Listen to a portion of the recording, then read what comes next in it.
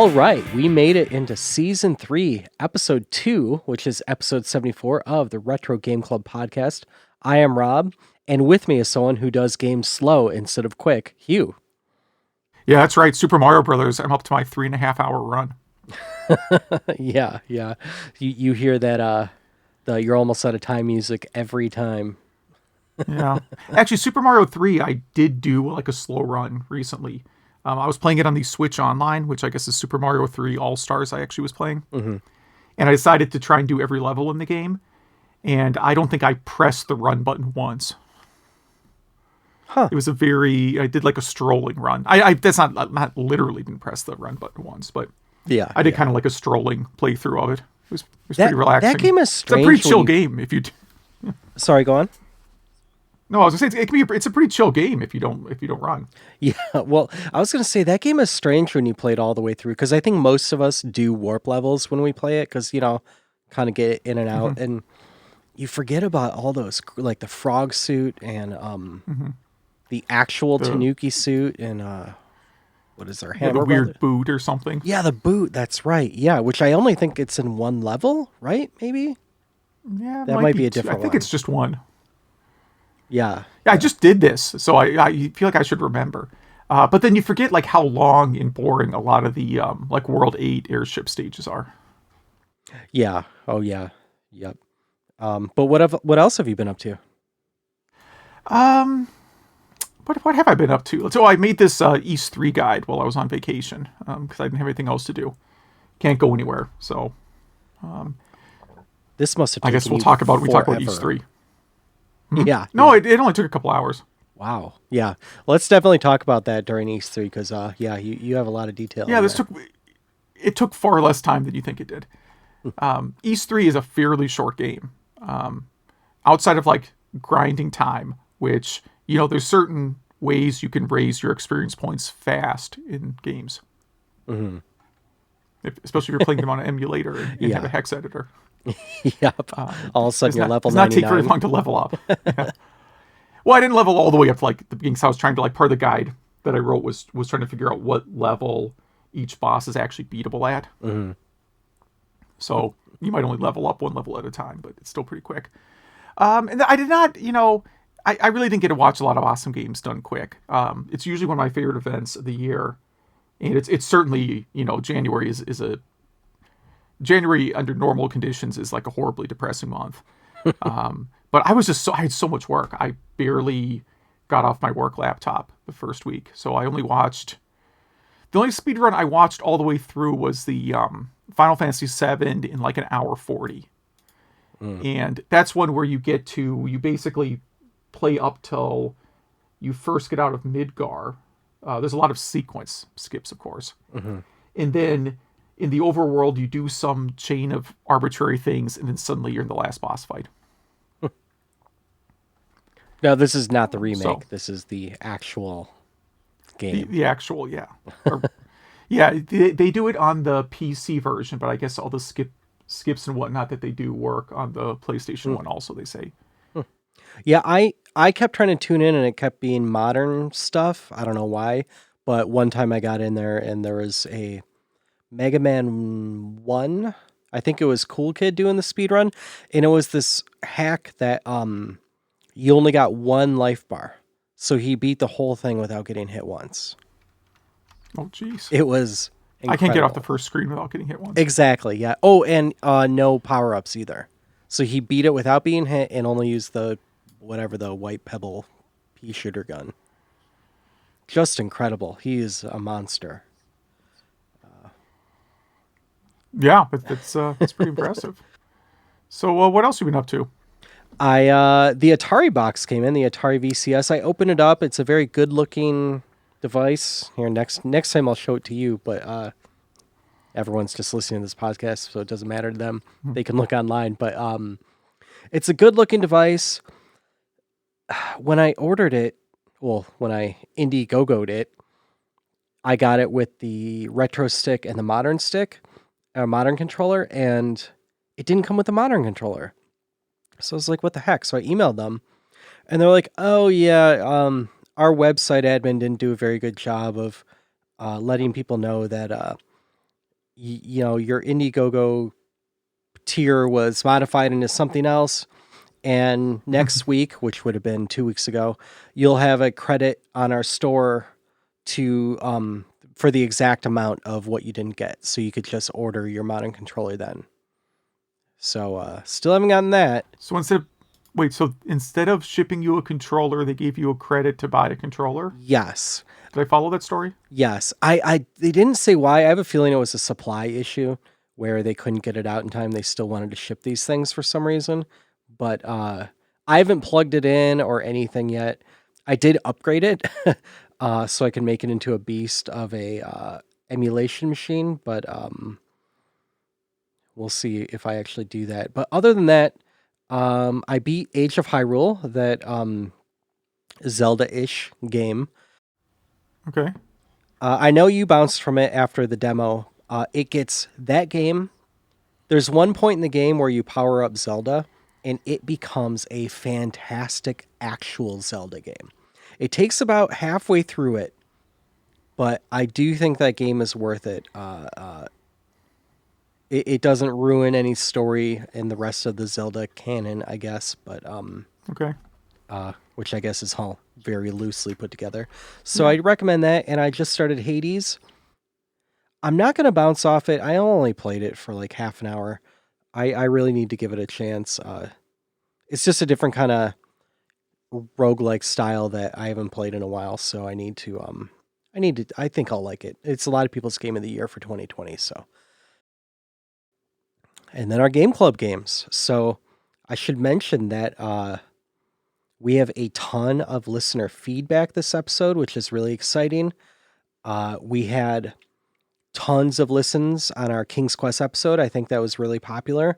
I hope everyone enjoyed that. We enjoyed doing it.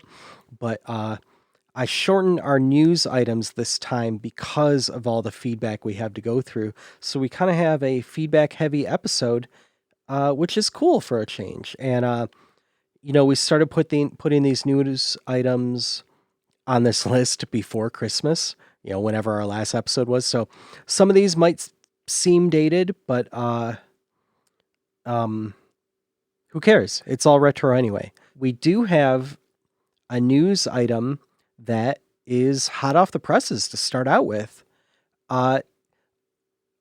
Did you get a chance to check this out?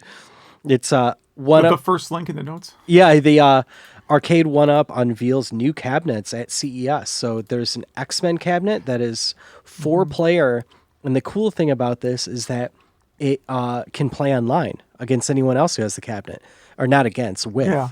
So if Versus. you all Yes. remember, then this cabinet was originally a 6-player cabinet in the arcade. So I'm wondering if you could get up to 6 people at 6 different places at the same time playing one game. That would be really cool. You could probably get up to 8, except I don't think they have enough. The game isn't built to do that, I guess. Yeah. So there's definitely unanswered questions in this. That one has X-Men, Captain America, and Avengers Galactic Storm, which I don't think I played. I think that was at Midwest Gaming Classic. Mm. So everybody can take their first drink of the year. Yes. I think it was. Next one is Killer Instinct with Battletoads, Double Dragon, Killer Instinct 1 and 2. And then there's a really beautiful Dragon Slayer with Dragon Slayer, Dragon Slayer 2, and you guessed it, Space Ace. Those three, they're always together. Yeah. It's illegal to sell those games separately at this point. And then an Atari Legacy Collection, which has stuff like Tempest, Millipede, Gravatar, Asteroids, and Deluxe. And then another Street Fighter II cabinet, which I thought they already had, that has like 1944, Commando, Darkstalkers, Final Fight, and a bunch of Street Fighter IIs, and Strider too. Yeah. So far, this might be the best. This might be the best value of all these.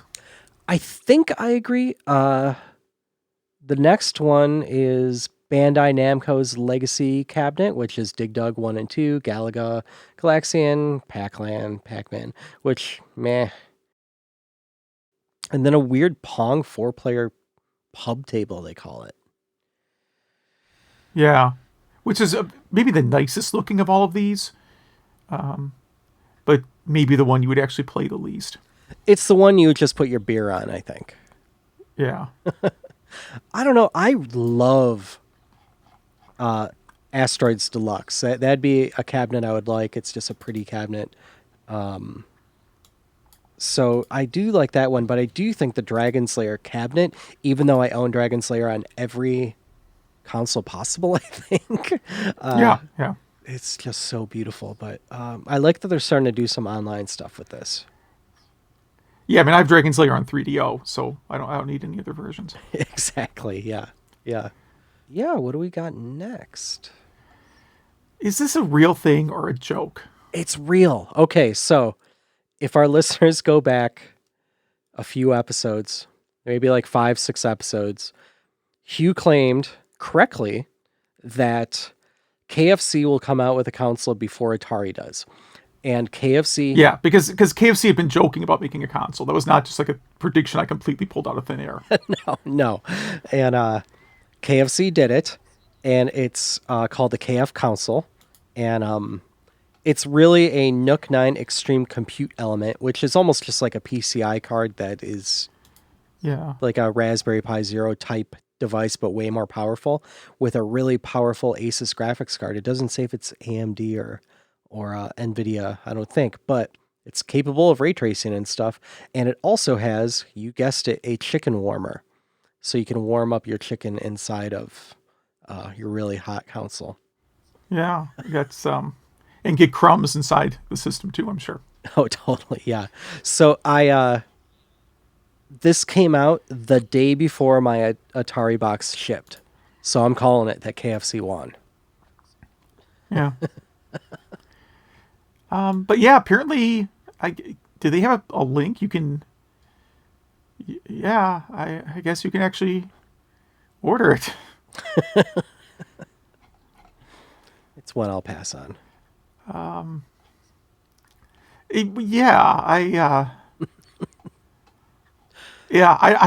don't have words for this thing. I really don't. No. I mean, it's going to be a Windows PC, right? So it's a Windows box. Mm-hmm. I don't see a price, but yeah, using the excess heat to warm up chicken, or I guess you could put other things in there too. I guess. It's amazing. Absolutely amazing. Or you could warm up a burrito too, or whatever.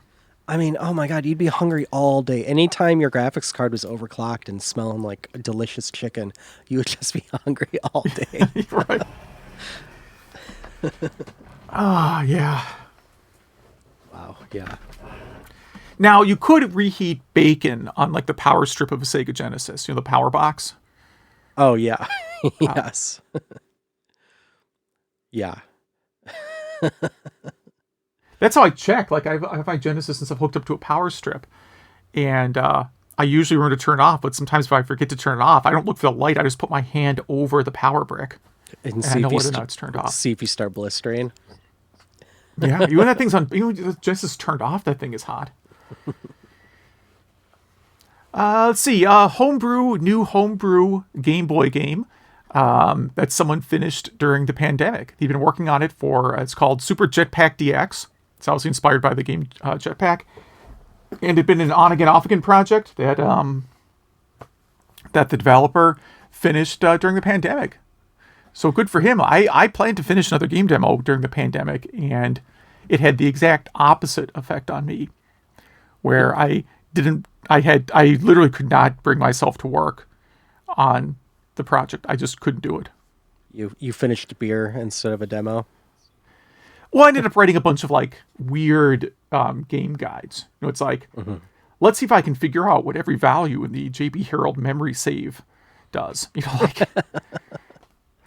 That's a really great use of my time. But it's like I needed, I don't know, I think to get through it, I had to focus on something that was very detail oriented, but not like important, if that makes sense. Yeah. I guess if you just gave me like a big worksheet of like numbers and or math problems, I probably could have just done that instead. Just do some homework. Yeah, just to get through, yeah. But this looks really good, man. The music is incredible in this thing. That's what really got me. Great job to whatever this guy. ASO Bytech, so Azo Bytech, I guess. Azo Bytech, maybe? That's his Twitter handle. I think Quan Nguyen is how you pronounce his name. Okay. No one cares about real names, just Twitter handles. Just Twitter handles, yeah. But he's selling it for £40 complete with box manual and bonus round download, and unboxed for £25. And yeah, this is a real cartridge for is it Game Boy Color or is it just Game Boy Color. yeah, Game Boy Yeah, Color. look at the demo. There is a lot of color. Yes, there is. Linux kernel ported to Nintendo 64. That's really the story It there. just- yeah, it just barely works because of memory. You know, the CPU is not the problem. The problem is that you don't have enough memory to do much. I believe this requires the memory expansion to even start. Makes sense. Yeah, because it only has 4 meg of RAM, Yeah. I mean, which that's like Windows 3.1 minimum requirements, right? yeah, I think my first Linux box I think had 8 meg. Yeah, well, I mean Linux. The first version of Linux was like 1993, right? Ish, yeah. Yeah, and then that was a college project. So you're probably not, 4 meg is really, really, really small.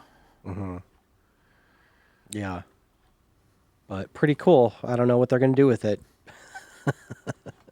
Oh, who cares? It's a cool, just see if you can do a project. Totally, yeah. Next news item is barely a news item. It's more of a informative piece. Oh, I guess that's the definition of news, right? Yeah, But it's if an you- informative. It's an information about a thing that recently happened. yes. Completely different than news. That's the new name of this segment. If you own a EverDrive for your NES or Famicom, if you live in a different region, you should update your firmware. A new one came out just around Christmas time, and it fixes a few core issues and some minor bugs with the MMC3, which I don't really know what that is, but yeah, version 1.25, do it. I believe that is for like Castlevania 3. There you go. Nice. So, yeah. Raspberry Pi SNES controller with built-in, what is it, a 1" by 1" screen? What is that? So this is a mod to put a Zero. Raspberry Pi Zero into a Super Nintendo. It's just like I guess it's weird. It says Super Nintendo, but it's clearly a Super Famicom controller. And or maybe it's a European. You think it's a European controller? I don't know. Was it? That could be why I wasn't it messed up called? here. Was it called Famicom? No, it's called SNES there. Yes. It's called Super Nintendo in Europe. So maybe this is a European controller. Maybe that's why I'm confused as to why it says Super Nintendo, but looks more like a Famicom controller. Anyhow, yeah, and it has a little tiny screen in the middle of it, and it's a portable Super Nintendo. Yeah. So if you have normal size hands and superhuman, magnifying glass vision, then you could play it. It still looks And- nice though. Yes, it does. And adjacent to that is someone that put a Raspberry Pi Zero inside of the Hallmark Nintendo Christmas ornament. I have one of these, and this ornament is pretty large. There's no screen, but it does have the HDMI out, so you can plug that into your TV. Yeah, this is pretty beautiful. It's pretty dated. It's this was a Christmas story, but had to include it. You guys can go in our show notes and save this. Set a reminder for yourself for like next November to build this. They are all going to do that. Space Invaders Amiga Arcade Homebrew is not loading for me. Oh, there it is. It's pretty accurate. Yeah, Space Invaders should be pretty easy to do on Amiga. I mean, what I couldn't write it. I'm not saying it's easy in that regard. I'm saying it's something that should be able to run easily on Amiga. Yeah, but it looks pretty good. So yeah, that's on Indie Retro News. So go and download that one. God, I hate this. This is like one of my grammar pet peeves is in this next article. Go, I'll let you read it then. Miyamoto, we are moving toward a position that will ensure the spirit of Nintendo is passed down successfully. So Miyamoto did not make the grammatical mistake. The Do you see what the mistake is? let's see. No, I don't. It's no capital in the W, the we. no. I don't see it. It's insure and ensure are different words and have different definitions. And he's using the wrong word. if you write software for an insurance company for a long time, that becomes kind of a weird pet peeve. Because you learn the difference between these words. Wow. But again, that's the translator's problem. Unless Miyamoto somehow. He actually said insure, yeah. But this is about saying Nintendo has a secession plan. Yeah, this is on NintendoEverything.com. And yeah, just a little quote from Miyamoto, how, one of them is in their 40s, one of them is in their 50s, and he's, in his 60s, I guess? Yeah, probably early 60s. And so they have, just like you said, a secession plan to keep it going, keep the spirit of Nintendo alive. Yep. It's not me, so I don't know who is next in line there. Sonic Adventure 2 demo tracks. These are cool. SonicStadium.org. Someone posted the actual demo track. So if one of our listeners doesn't know, a demo track is what you record before you record the actual song. So you just want to hear what all the music's going to sound like together, all the instruments, to make sure it kind of works is a good song. Make sure you actually like it and you don't want to change anything before you waste all the money in a very expensive studio. Mm-hmm. These are very 1990s and early 2000s problems to have. And now you just do everything on your laptop or your iPad. But yeah, so these are pretty neat versions of these songs. They sound pretty good to me too. So definitely go on and take a listen if you're a Sonic Adventure fan. AtGames releases Legends Core with over 100 classic games. And what I think this is just a weird-looking box you hook up to your TV that you play. It comes with 100 classic games. Most are the arcade version. But some are... no. If it's AtGames, they almost certainly will... not end up being the arcade version. They are in the end quite famous. They're quite famous for swapping these out. Yes. As of now, they're the arcade versions. If you click on the 100 game list, it tells you which is which.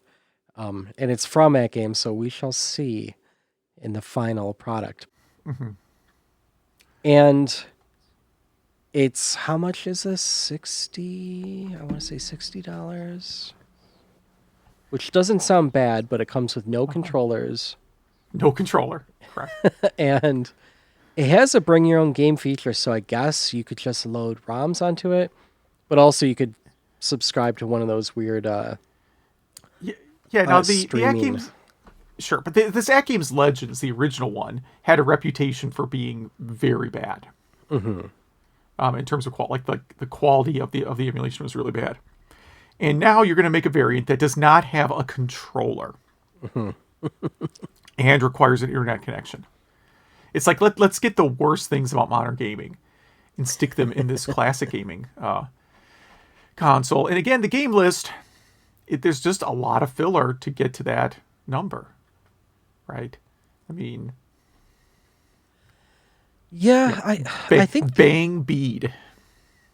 I'm surprised that Fix-It Felix Jr. is on this. It's kind of a strange one to have on it. Hold on. Boogie Wings. One of your favorite games. Jack and Pop. I think I've played that one, actually. Okay. I'm not saying I like it. I think I played it. Pinbo? Pinbo, yeah. I was just about to say Pinbo. Yeah, good old Pinbo. Do you think they mean Pinbot? You think that's a typo? It could be.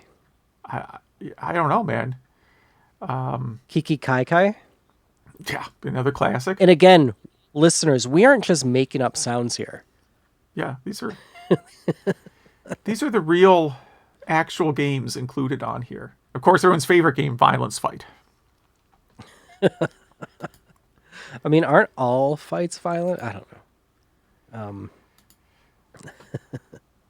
I mean, at least I have Zombies Ate My Neighbor. There's for $60, you at least get one or two good games. Lion Yes. King. But of course, you can't play because there's no controller. Exactly, yeah. So, don't buy that one. No.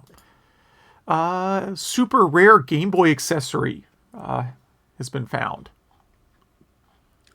So this is the it's a device that turns your Game Boy into a PDA, personal. Is that what they used to call it? With like this, that's what the Palm was called, right? A PDA, personal digital assistant. Yes. Yep.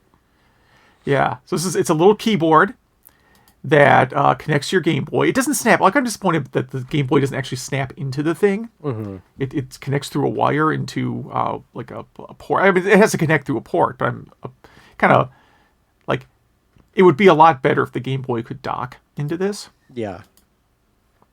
And then it lets you do, I'm looking at they have a video here. Basic kind of information stuff. It's got, calculator. Did I see a contact list in there? It's a little bit list. Yeah, I mean, I don't know if it's more or less advanced than the Mary Kate and Ashley Day Planner for Game Boy. I think it's that's about a real the same. product. I know Yeah. it has a my favorite part is it has a currency converter, and currency changes all the time. So having something you can't update makes it immediately wrong. Yeah. I mean, some countries it doesn't change that much over time, but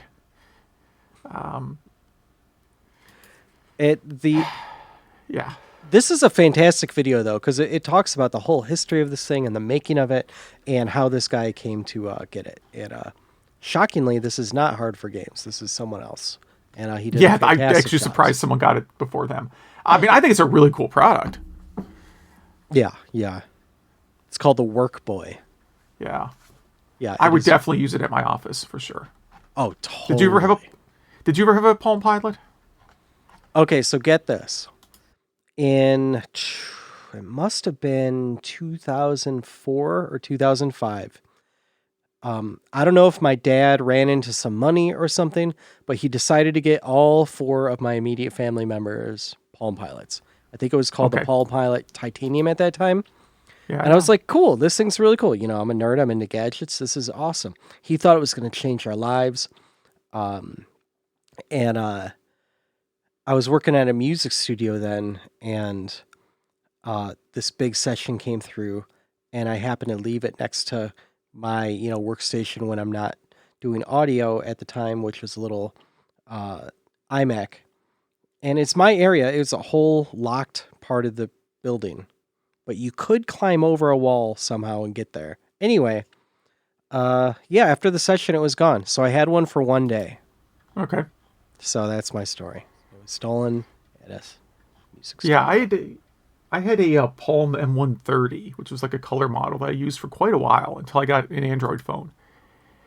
And then I put it on eBay, and I got contacted. It went in seconds on eBay, and it turns out the model I had was like used by some big hospital, and they needed more replacements.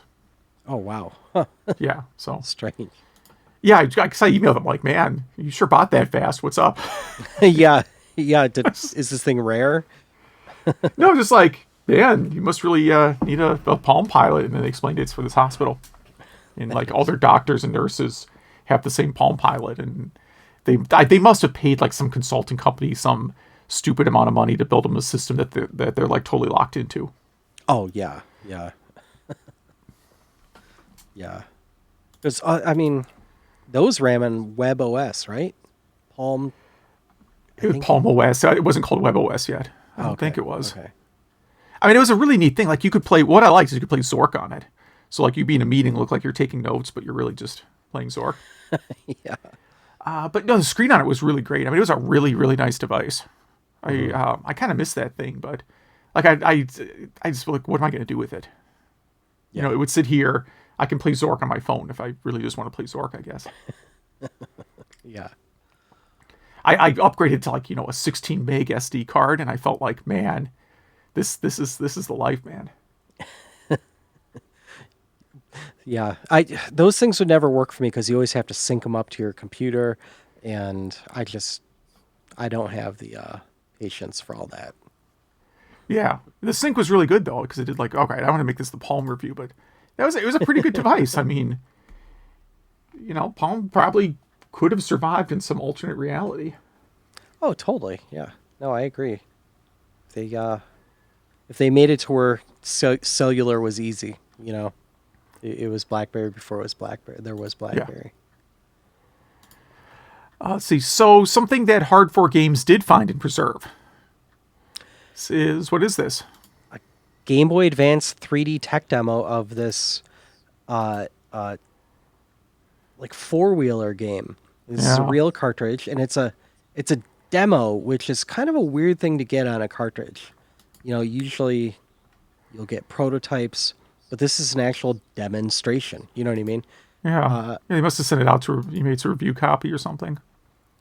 But it looks pretty cool. It has some good 3D programming in on this. But it eventually came out. I can't see it. It came out as a real game, but just vastly different. Quad Desert Fury is what it turned into, which was reviewed horribly. This is a really nice looking demo, man. This is really, really impressive. Yeah. Really good 3D graphics on a Game Boy Advanced, I mean, it's like 15 frames per second, but still. I mean... Ooh, I was going to go 10.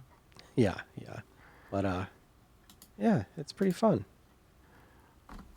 All right. Oh, another article that I actually did read.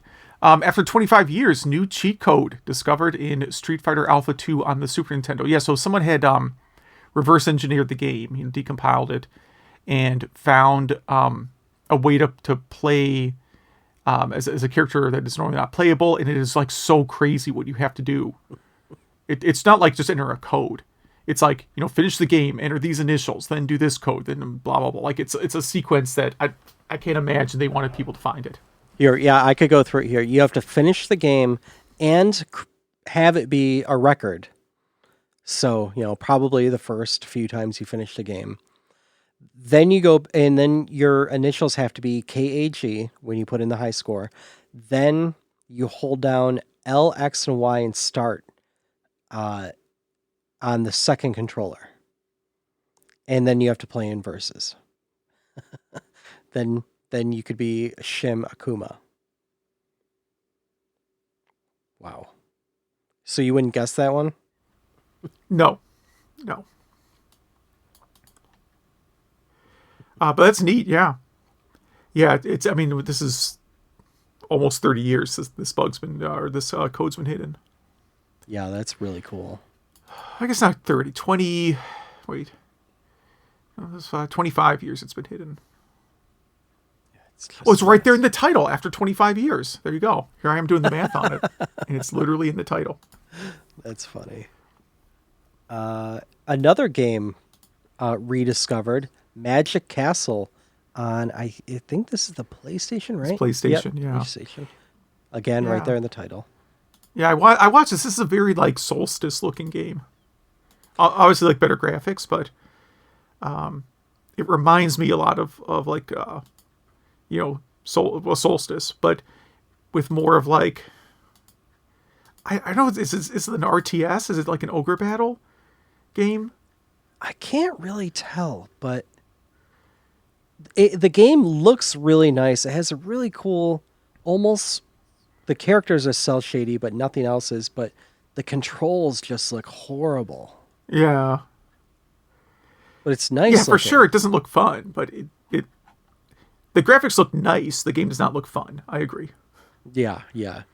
And it looks like, it looks like the camera work in it is pretty good. The camera motion, but yeah, so apparently they started this game, spent like 8 months on it, and then they decided to ditch it for something else, and recently rediscovered it and finished the code this year. So imagine going back to code, 20 years from now that you write now.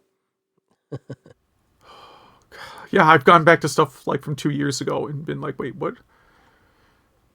Yeah, what was I thinking? But you could actually download this on archive.org. Pretty cool. So that is called Magic Castle. And that is our first news segment of 2021. Oh, I mean, not news segment. What did we call it? Events happening. Events that happened. Informative events that happened this week.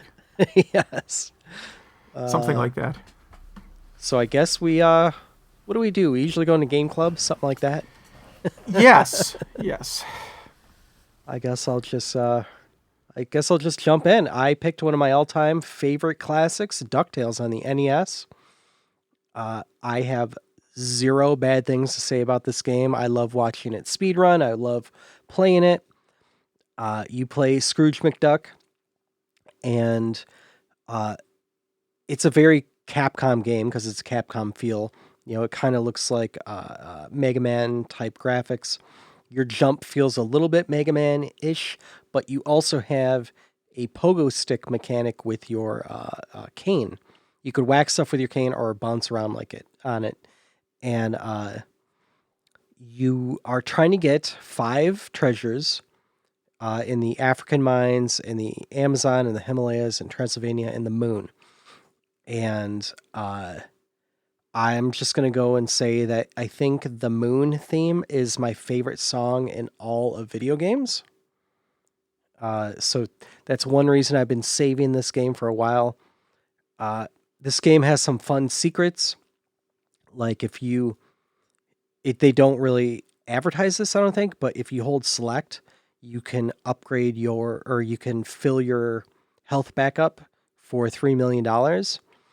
And it also has 3 different endings. If you end with $0, which is actually not easy to do, you get the bad ending. Or if you end with, I forget how much, 10 million, you get the great ending.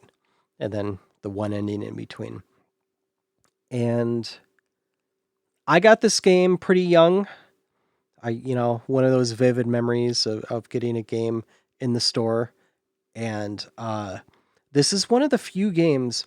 Bonk's Adventure is the only other game I could think of that's like this for me, where I got it, and within an hour or two, I had it beat.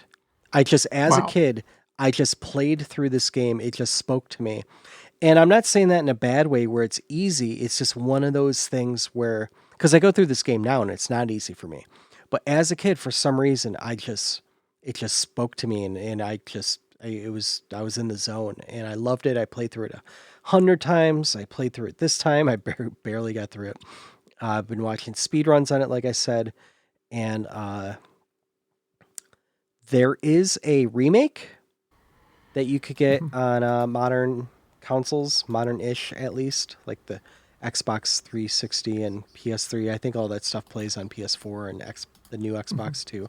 But it doesn't have. It's mostly the same. They add a bunch of dialogue and weird stuff and cutscenes, and they upgrade the graphics kind of like those, Wonder Boy remakes, they did, which look pretty, but for me, it kind of takes away some of the charm. Again, that's just me being nostalgic. Again, I can't recommend this game enough. It was even back then, it was, received really well. Like EGM gave it a 8 out of 10. GamePro gave it 18 out of 25. That's a nice number. Mean Machines, which I don't know what kind of publication that is, gave it a 90%. So, not too bad. And there's a Game Boy port, which I don't think I played that. And there's a sequel, DuckTales 2, which I've only played very quickly. I want to save that game for when I really get time for it. But okay, yeah, that's like one of the most expensive Nintendo games. Oh, totally. But archive.org. And you could also get this in a few collections too. But what are your thoughts on this one? So I played the remake. I actually did not own this game back in the day. I probably didn't play Ducktails until maybe the mid '90s, is my guess. Mm-hmm. And you're way better at platformers than me because I've never finished Ducktails ever. Mm-hmm. Never been able to finish it. I can't finish any of the Mega Man games either. Huh. So there you go. Platformers I can actually finish are like, Mario 1 through 3, and I finished Bonk's Revenge, but I don't think I finished Bonk's Adventure. So I really like it. The remake is actually easier than the original, and I'm still not very good at it. It's really upgraded graphics, and then the soundtrack has been remade by Jake Kaufman. Right, he's kind of famous remixer and does a lot of chiptune games. Mm-hmm. And I actually really like the remastered soundtrack more than the original, even though they're both very close. Oh yeah, I think Spotify has the remastered soundtrack on it. Oh, I just want to interject that Retronauts does a whole DuckTales episode, and they go into a bunch of that stuff. And in one of they remade DuckTales the cartoon, or not remade it, they brought it back. In one of the later episodes, they give the Moon theme lyrics, and it's actually really good. But sorry, I just didn't want to forget that. No, I did not know that, so that's good. But yeah, overall, I like the game. I bought a physical copy, but it was like $20 or something at Target one day. So I figured I even though I probably wouldn't finish it, I figured I'd still get $20 worth out of it. And I tried each of the stages, and I know, like you mentioned, like some of the stages are locked at the beginning. Like you get to the entrance, and they're like, "Oh no, you have to go to this other stage first." They do some stuff like that. There's a bunch. Go ahead. I was going to say there's two things about this game. I'm glad you brought that up that I forgot to mention. Is that this is the first game I played where you have to do a jump of faith, where at one point you're in the mines, at one point you're on the moon, and if you could bounce really far with your cane, the pogo move, and at one point further than you can see, and you just do this leap of faith where you jump, and as you go down, a villain comes up from the bottom of the pit, and you bounce off them and get to the a platform to get a prize, and it's the first time I had ever seen that, and yeah, kind of the puzzling you talked about. There's also like characters you run into from the DuckTales cartoons that, tell you, secrets or give you hints, or just tell you, like you said, you forgot something. Like at one point you need to get something for Gizmo to, blast open the barrier or whatever. But I think it was pretty innovative for the time. Yeah. It was a lot mechanically. It was still a lot like Mega Man, which again is a game I'm completely garbage at. But yeah, some of like the attack was obviously different, and the idea that you have to go back and forth between stages, was definitely different at the time. Now, have you tried this on easy mode? Because there are 3 modes. The easy. Yeah. Mode. I'm not good at that one either. That's funny. It's weird because I finished I finished the Shantae games, and those are sort of like notoriously difficult, but I can get through those just fine. And I got through Dragon's Trap, that kind of stuff, but I have the stuff that's more like Mega Man mechanically. I'm really not good at. No, I hear that. There's just something about it that's not too easy to pick up, and I'm not that good at Mega Man games. The first 2 I get through, but after that I'm not great. And like I said, this one and Bonk's Adventure, I was instantly in the zone. Actually, there's a third one. The Ninja Spirit is a third one where I brought it home and I beat it. I was just like, okay, but I still liked it, Yeah. Let's unless you have any other thoughts on DuckTales, let's move on to yours. So I went with East 3, and we did a whole big East episode, so I guess I won't go into it too much, but this really came up because I felt like doing a project where I did a comparison of the 4 different console ports of East. In the US, we got 3 of them, right? So we got TurboGrafx, CD, Super Nintendo, Genesis, and there was also a Famicom version that was only in Japan, and there is a fan translation. And that's the one I played. And, the Famicom version is really, really surprisingly good. That's kind of the one I want to talk about, man. Like, I was really surprised how, like, good the controls and difficulty balance on the Famicom version was. Like, it was probably difficulty-wise, like, the most balanced in terms of, like, how much grinding you have to do. Like, going through these versions again, one, I don't know how it is I beat the TurboGrafx version back in the day. Honestly, I know for a fact I beat it, because I remember the ending. But, like, now, I can barely beat it with, like, massive save state abuse. And Sega Genesis, a little bit more difficult. And then Super Nintendo, I don't understand how any human being can actually defeat the last boss in the Super Nintendo version. I in the article, I flat out am like, yeah, after, a few tries, I just made this hack to the save state. And then it was really easy. Mostly because I want to get screenshots of the ending, which maybe I'm the only human being that's ever seen the ending for the Super Nintendo version, because they make the last boss really, really unfair. And Famicom is like a nice balance. Like, the last boss, you know what? I beat him on my second try without any save state abuse or cheating. But yeah, it was kind of neat. It was a neat journey to go back through. You said this probably took forever. It really didn't. This whole game is only about 2 hours. So yeah, it was kind of neat. I mean, the games are all very, very similar. The Famicom one, there's a couple spots where, like, the dungeons are shorter. The TurboGrafx one is just, like, the most wacky, messed up translation. Like, the Sega Genesis one has the most translation mistakes, like just bad spellings or phrases that don't make any sense, all that kind of stuff. Flowing back hair. But the long flowing back hair, for example. But the TurboGrafx one, like, they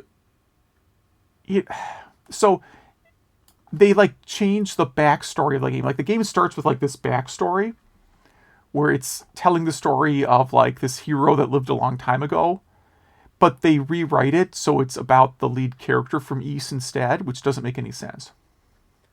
It really actually gets in the way of the plot. I mean, the plot, like, the guy who's sort of perceived... There's a guy you meet early in the game named Chester, who is, like, perceived as the villain through most of the game. But really, he's just out. He's a descendant of, like, the ancient hero from the past, and his village was destroyed and so on. Yeah. The intro for the TurboGrafx port is beautiful. It's just wildly confusing because it looks like just Thor. Wrong. Yeah, it's just wrong. They just got it wrong. That's all there is to it. And the Super Nintendo version and Sega Genesis version, they both tell, like, the same story in the intro, but they tell the story in a different order. And in the Famicom one, there's really no intro. But yeah, it was kind of a fun game. If anyone's going to play it, I mean, obviously, like, there's a remake on PSP and Steam that is way better than any of these console ports. And you'd be better off playing that. But if you want to do one of the console ports, you can look at this little guide I wrote and decide which one is for you. I mean, like I said, the one that's frustrating is, like, the Super Nintendo one. It requires a lot of grinding, but it also has, like, this crazy, like, enemy respawn rate that the other games don't have. So there are a couple spots where, like, you could just, like, hold the attack button down and just fight hundreds of enemies in a row.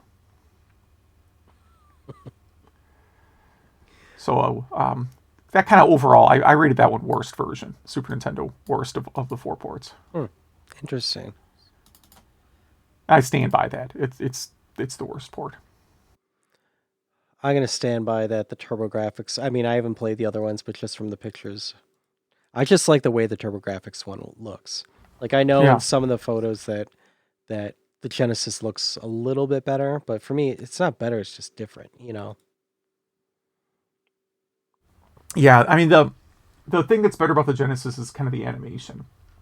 In screenshot form, it's maybe pretty close, but it feels like Adol has more animations in the Genesis version than TurboGrafx. Like, there's more frames to his movements than there are in the TurboGrafx one. Okay. Yeah. I didn't break it down. It just sort of appears that way. Yeah. Cool. What games do you want to do next?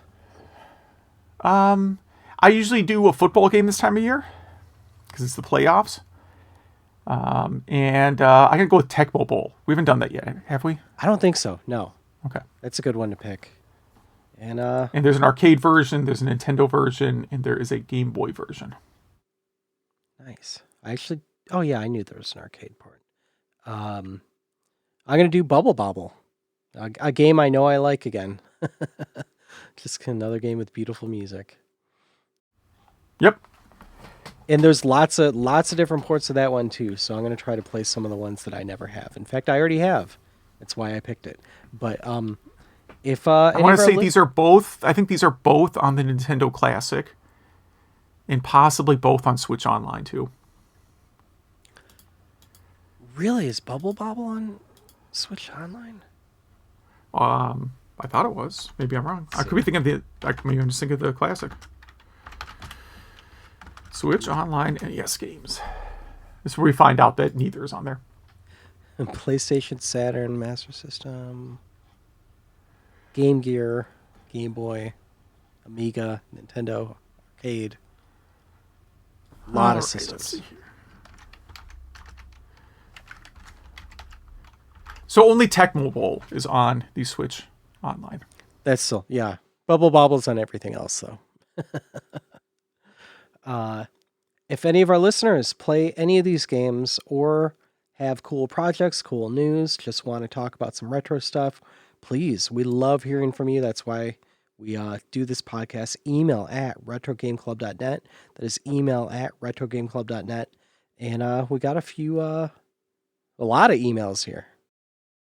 Yes, we do. Oh boy, I don't know what order to do these in. If I skip parts of emails, don't take it personally. It's been a long day. It's been a long day. Yeah, I think we're all dealing with.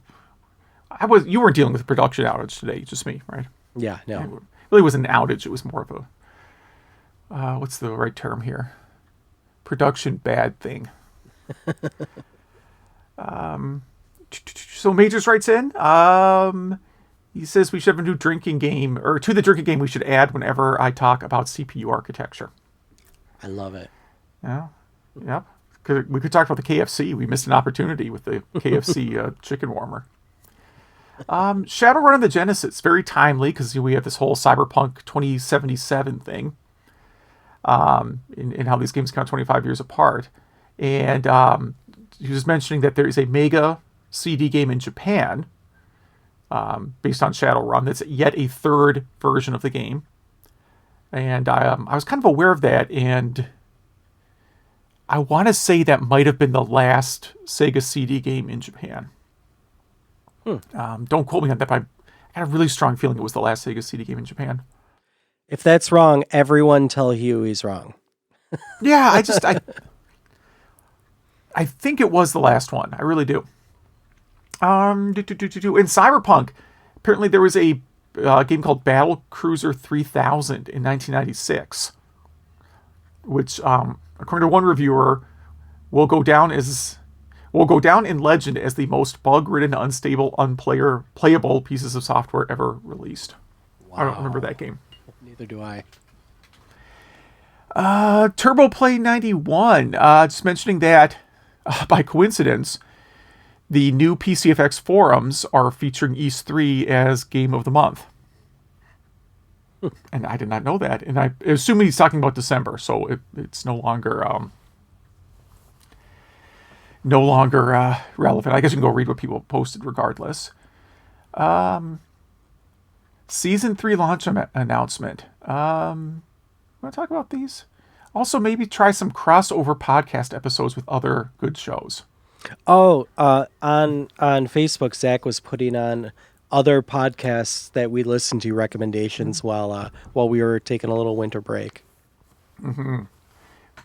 Well, that was also a suggestion from here, and I'm always open to doing crossover podcasts with things that are relevant. I can think of a lot of podcasts I would not do a crossover with. Capcom Arcade Stadium Packs for Switch. Pro Gear and GigaWing are not close to the arcade ports.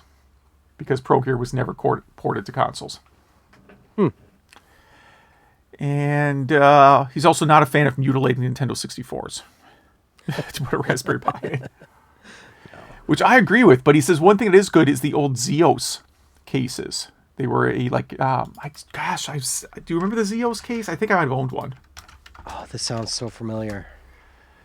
It's nice that when you Google it, it's hard to find. Yeah, I think I owned one of these. These are these, like, super tall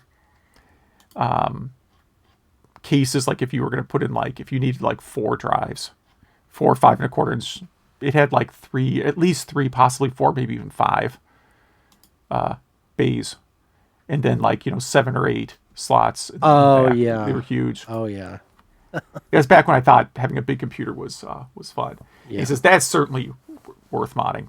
And I agree. You could put like 15 systems in one of those. And if anyone else is interested in the Menacer, the Arcade Attack podcast interviewed a project manager that oversaw the release of a failed Sega Gun add-on. So that's pretty cool. Yeah. I don't know if I've listened to Arcade Attack. I sound like a bad retro game host when I say these things, but Super Off-Road, the car, which I guess I probably would have known if I read the manual. We talked about in Super Off-Road, there's always one car that's like way faster than everybody else. Mm-hmm. That is supposed to be Ivan Stewart's car. So he was the name, even on the Super Nintendo, you see he's like on the title screen. Yeah, yeah. If you don't follow racing, I guess you had no way of knowing he was famous.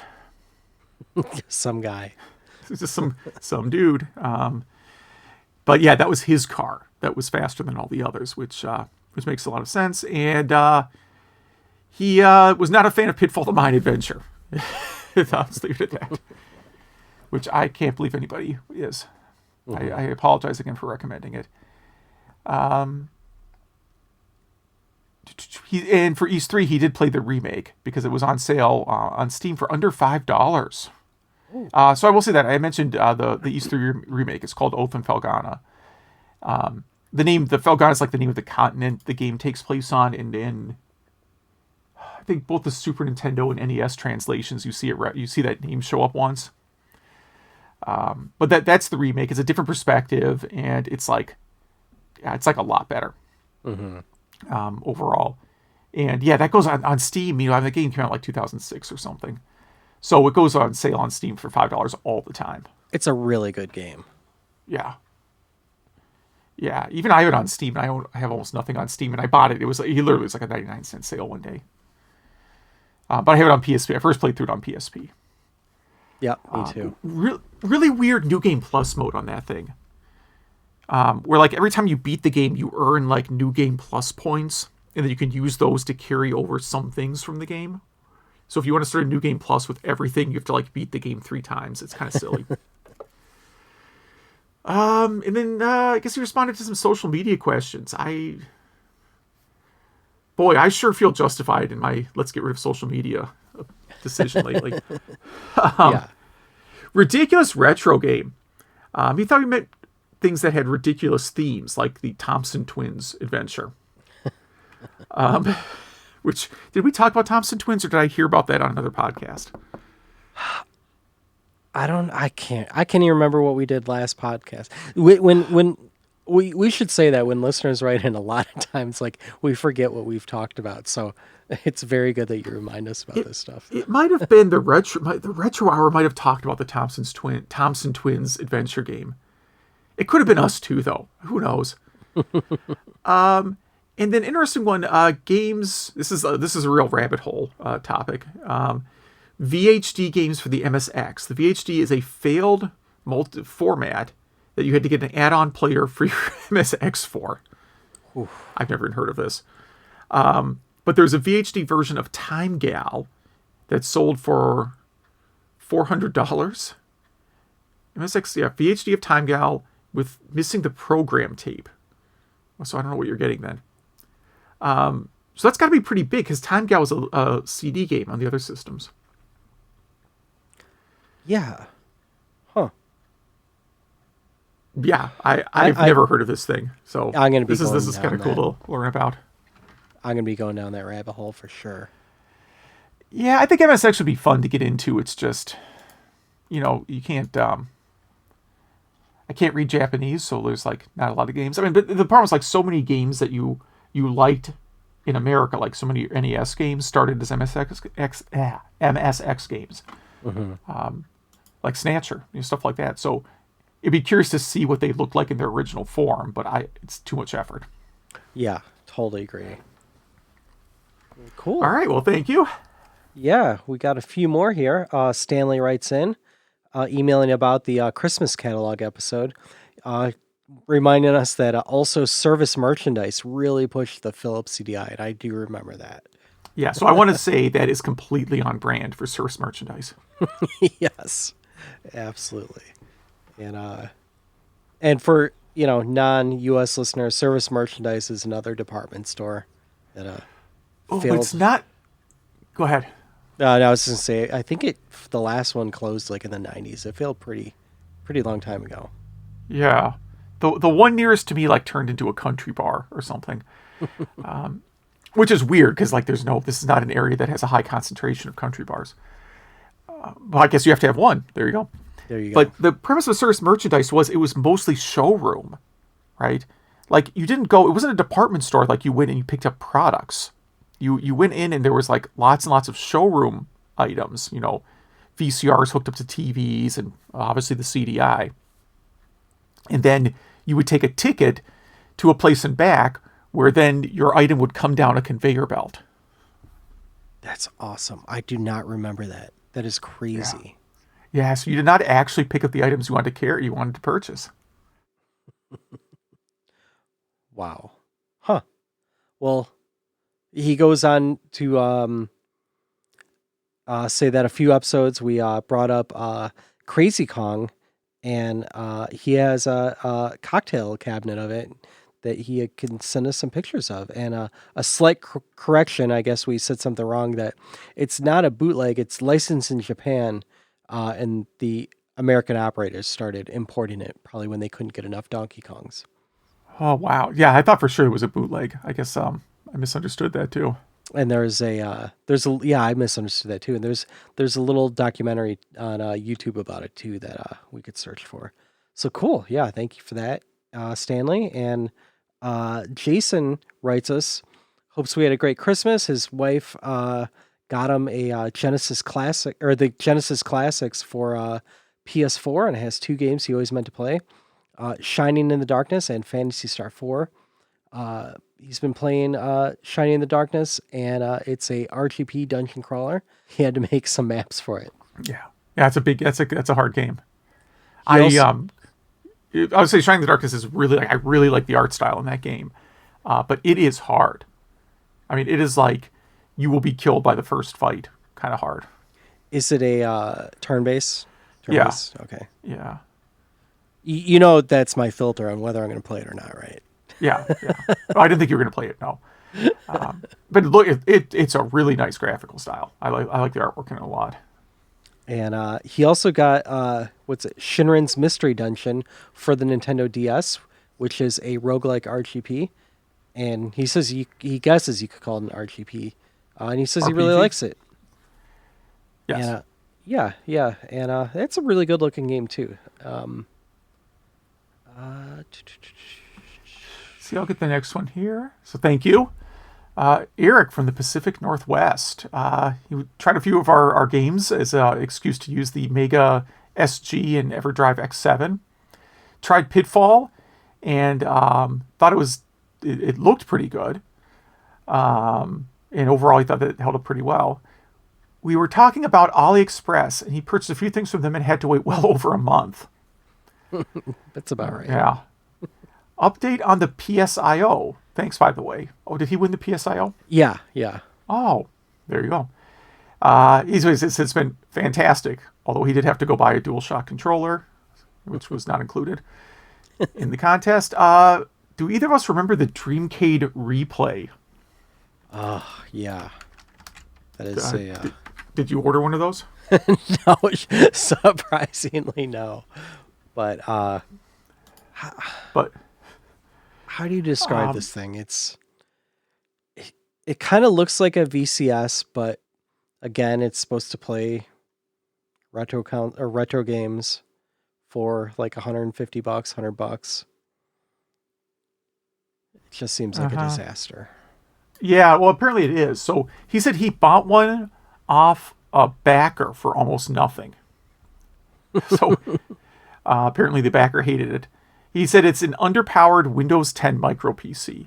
The emulation is spotty at best. That's about right. Yep.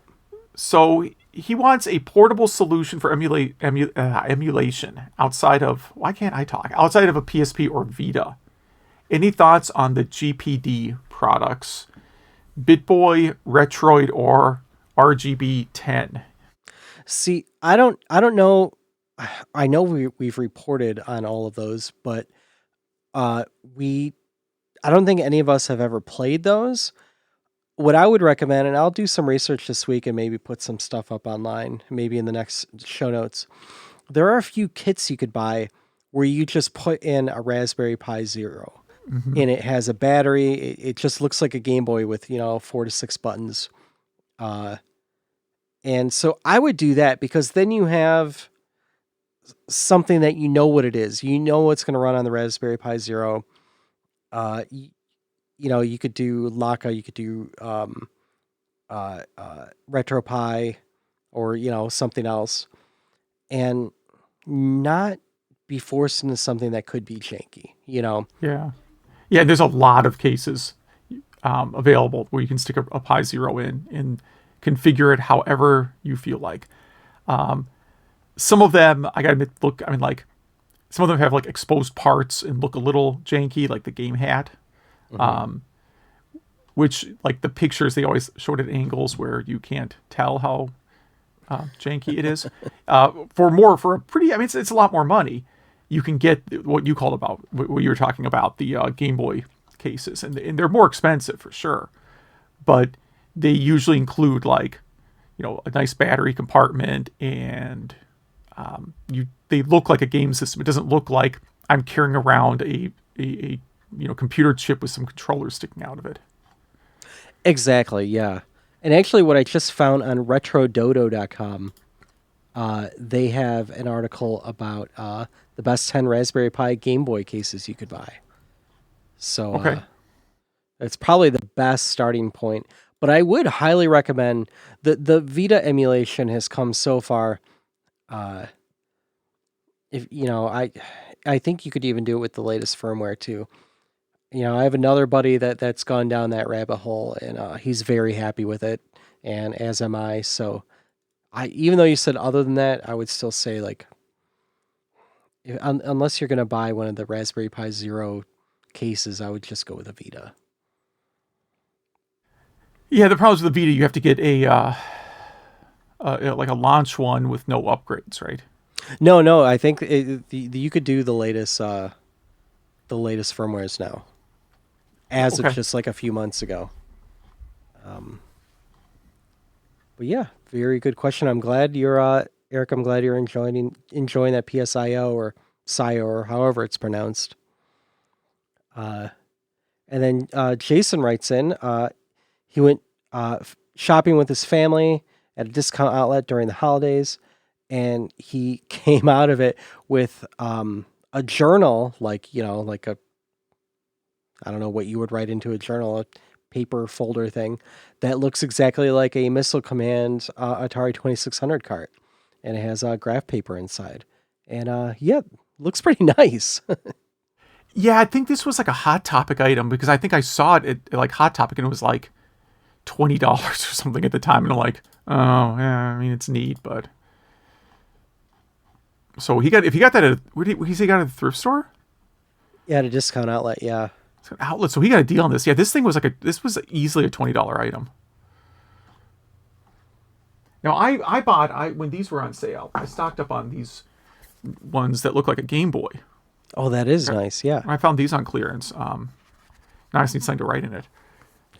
Bought That's the problem. Of those. I only type. I never write anymore. Yeah, I would actually carry it around, but I would feel like too much like a hipster if I was carrying around like a little notepad and taking notes out in public. We got one last email before the social media. Sam writes in saying he's spending some time going through two Pokemon card game releases on Game Boy, and asks if there are any card games or similar titles that we like. And I never got into card games. How about you? No, I hate to disappoint you, Sam, but no, I have never liked card games really. I think you had to kind of grow up with it. I think like maybe not. I don't know if it's a grow up thing, but like if you got into Magic the Gathering when that was new, right? Like I could see getting into card battler games. But I can't get into them. So like I've been playing through the Trails of Cold Steel series. And starting with part 3, so part 3 and part 4, there's a mini game called Vantage Masters, which is a card battler game. And it's pretty much optional. Like each of the games, like you have to play like one match to learn the game, and then there's maybe like a side quest where you have to play the game against somebody. And there's a whole like system where you can like challenge different people in the world and play the game against them. And I absolutely cannot stand it. Like I don't understand how to play the game. The times I've won, as far as I can tell, it's just been by pure random luck. And I think the system is based on either the Pokemon card game or Magic. I think it's closer to Magic the Gathering, but I'm not an expert in Magic the Gathering. What's that game called? What game are you talking about? It's called, it's the parent game is Trails of Cold Steel 3 and 4, and the game inside of it is called Vantage Masters. Vantage Masters is the name of an earlier it's an older IP by Falcom. Okay. So it's not like a card. It's not a card game you go into a store and buy. It's a card game they invented to include in their role-playing game. So Final Fantasy VIII does something similar too. I actually liked the card game in Final Fantasy VIII. That one I kind of liked. And then I want to say, well, 10 had a much shorter card game that I think, but see, that really wasn't a card battler game. I think that was mostly that was more of a mathematical problem. But the card game in Trails of Cold Steel is based on a much older, a game from the 90s that Falcom wrote called Vantage Master, which was like a tactical RPG. I don't think it ever got a US release, so there's no reason anybody would have heard of it. And then the card game is like a card version of this, this tactical RPG that they did. But yeah, I cannot for the life of me figure it out. And I think maybe they're assuming that people have played more of these other card games, because it's just not intuitive to me. Yeah, and there's a certain person that just loves the card game video games, Yeah. I mean, what was it, last year or 2 years ago, Slay the Spire was a lot of people's number one game, and that's a card game. Yeah. Well, the card games themselves were hugely popular, right? I mean, there's, I don't know how many cards, Magic and Pokemon have sold. Billions each, I'm sure. Yeah. I just, it's hard to say why. I've never, it seems like a kind of thing I could get into, but I never have. Yeah, same. Nothing wrong with it. It's just me. It's just something that never really grabbed me, Yeah. Well, cool. Thank you for that question. I love questions like that. It gets me thinking. And we have some social media. So Zach asked a few questions. What retro loot did you get for Christmas? And which King's Quest was your favorite? And what are your retro podcast recommendations? First, we have some retro loot from, what does he have? A Game Boy Advance and some carts there, and it looks like a DS too. And his cousin gave him, in quotes, some old Game Boy crap. Yes. Hold on. So did his cousin just like clean out his closet and give it to him as a Christmas gift? I mean, not that there's anything wrong with that. It sounds like it. I kind of love that. I wish people would do that for me.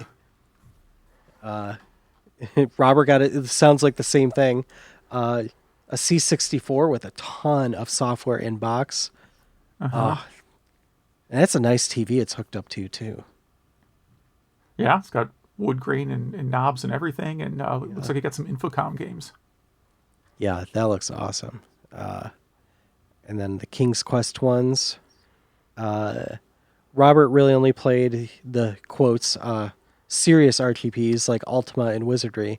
Those are so hard. And Craig said King's Quest 4, he hasn't played it for several decades, but he could probably get through it by memory still. It was such an amazing era for video games. I totally agree. And you want to get the next some podcast recommendations? Yeah, let's see here. Let's get through here.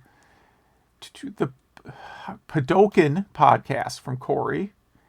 It's a bi-weekly, and they really do their homework on the games they cover. So it's the opposite of us.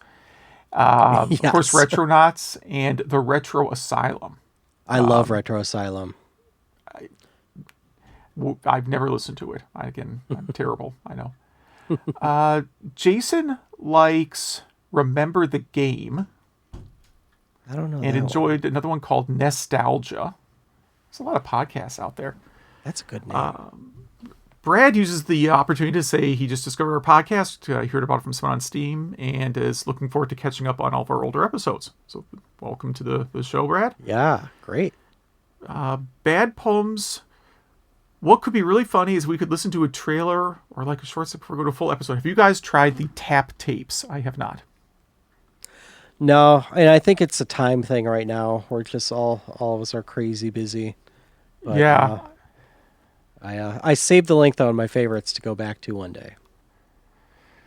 What else is here? Robert mentions Retro Hour, which of course we both are fans of. Retronauts, Retro Gaming Roundup, which is of course good. Pie Factory, who you can meet at Midwest Gaming Classic.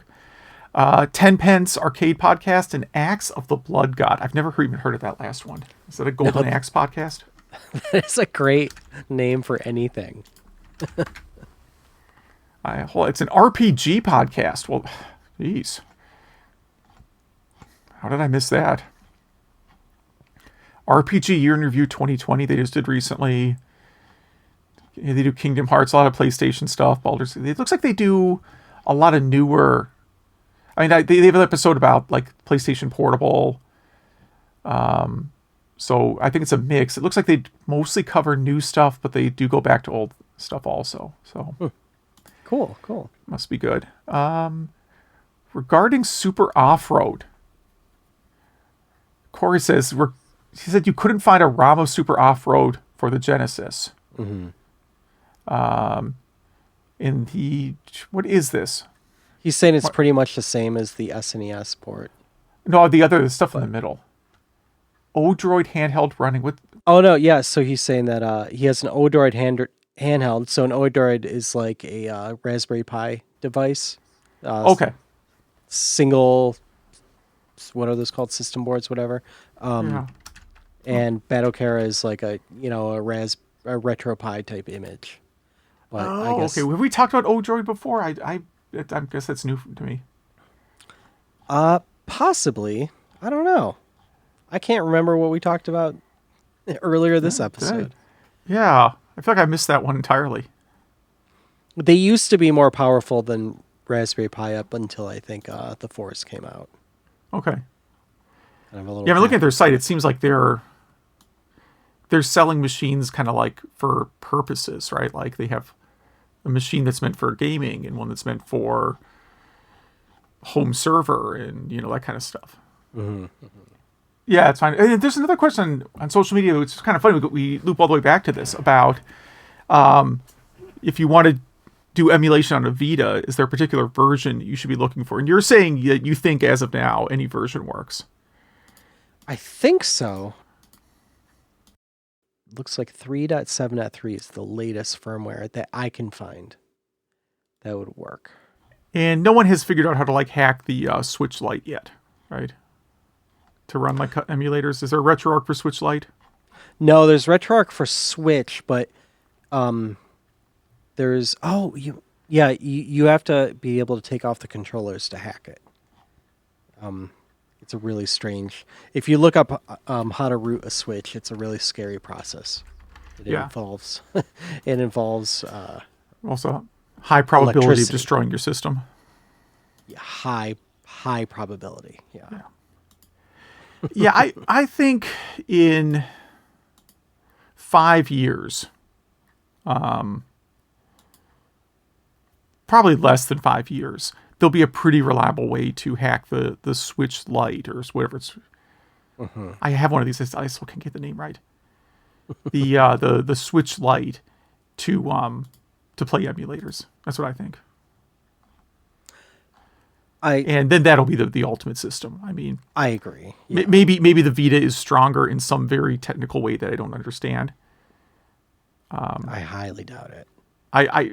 Well, Nintendo doesn't, compete on horsepower. So if someone told me that like the GPU in the Vita was technically more powerful than the Switch, I guess I wouldn't be shocked. And the Vita still has an amazing screen too. It does, yeah, and it's it's a comfortable system. Has a remarkably good battery life. I don't know what the battery life would look like if you were running an emulator on it. But I'm not interested in modding mine just because I have so many Vita games I want to play. I don't want to play emulators on it. I want to play Vita stuff on it. Yeah, you can do both, but once you start getting into CD games on like Sega CD and stuff, you start taking up a lot of space. But you can have it so all that stuff's on the SD card. Like you could get an SD card to whatever the Sony memory card. Yeah, I think it sticks out. I think it's I've looked at those on the Amazon, and I could swear it is not like. It looks goofy. I'll just say that if I remember correctly. I forget. I have one in mind and I can't remember, but I don't know. I don't think it sticks out. But again, yeah, I could be wrong too. I could have just looked at it and said, "Oh, I bet that sticks out," and just moved on. it's funny. I think it's a good time to end the show because we're both getting to a point where we can barely remember what video game systems are. Yeah, I'm pretty tired, man. I would like to thank everyone for sticking around for at least 2 seasons and part of a 3rd season with us. So we'll get it to season 4.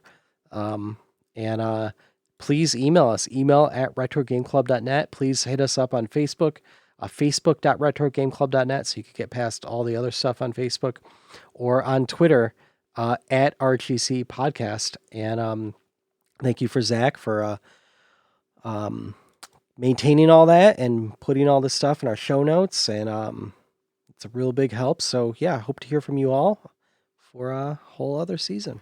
Yeah, thank you. Thank you to Zach, and definitely thank you to everyone who's listening.